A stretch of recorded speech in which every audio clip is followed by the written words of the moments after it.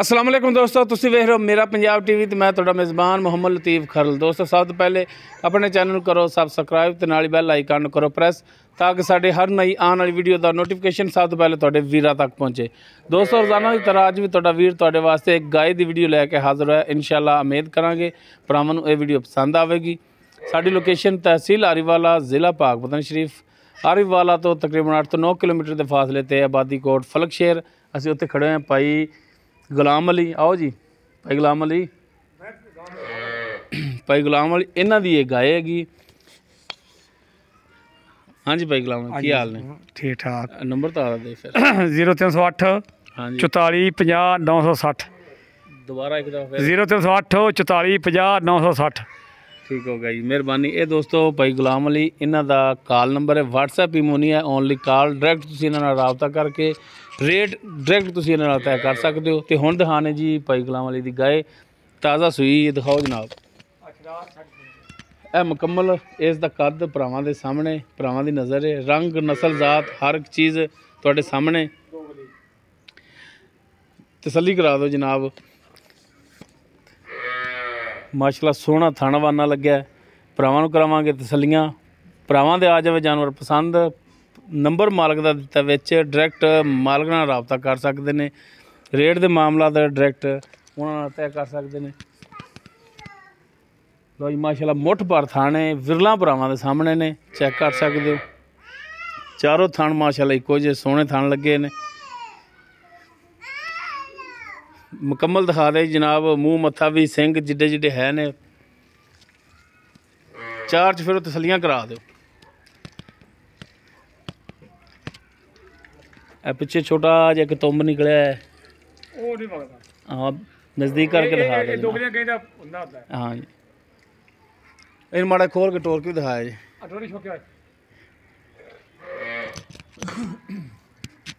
पिछे इसके बच्चे है वो भी तुम दिखाने। टोरो जनाब टोरो इनू।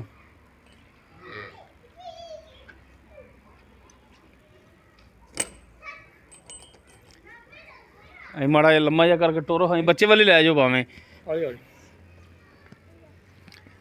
तो जी हर एक चीज़ कैमरे की नज़र है, चेक कर सकते हैं। टुरन फिरन दे विच हर टाइम बिल्कुल ठीक है। तसलियां कर लवो।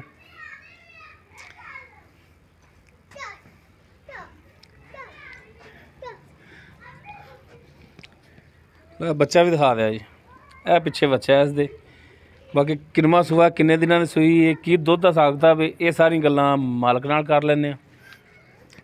बड्डो जी उत्थे चल के।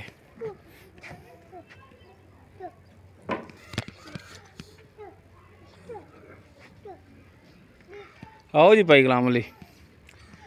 हाँ जी भाई गुलाम अली। हाँ जी गाय जी आप दिखा रहे हैं नस्ल जात केड़ी चे पैंदी? ये जी दोगली गां है क्रॉस। अच्छा जी क्रॉस चे। क्रॉस ठीक हो गया। ते गल ये भी इंशाल्लाह पर गां दा ये मालक पैरण दा 14 15 करती रही।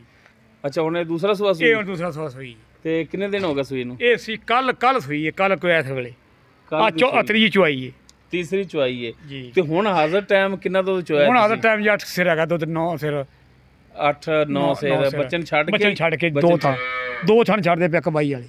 अच्छा एक साइड वाले चोंदे जे ते एक साइड वाले बच्चन छड़ दे जे। छाड़े जी बच्चा बड़ा तगड़ा है, बच्चा बड़ा सान चंगे दा। ठीक है। अगला तो पिछला थान चोंदे जे उहदे विचों 8 लीटर 9 लीटर इन्ना कुछ चोंदे पई दो टाइम दा। कोई बोला है हाली तो बोले विच तीसरी चुआई है। तीसरी चुआई तो बाकी इंशाल्लाह दुध करेगी अल्लाह दा दुध करेगी।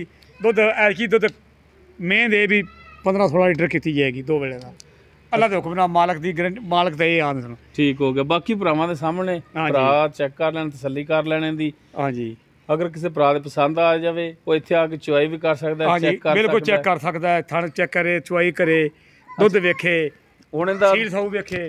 रेट दसो भाई गुलाम नबी, रेट की मंगदे हो तुसीं? इन्हां जी रेट आपां मकूल जा मंगना है, आपां ज़्यादा नहीं मंगना। नहीं जी ज़्यादा मंगण दा फायदा ही कोई नहीं। मकूल जा मकूल जा रेट है भी 1,85,000 रुपया जी।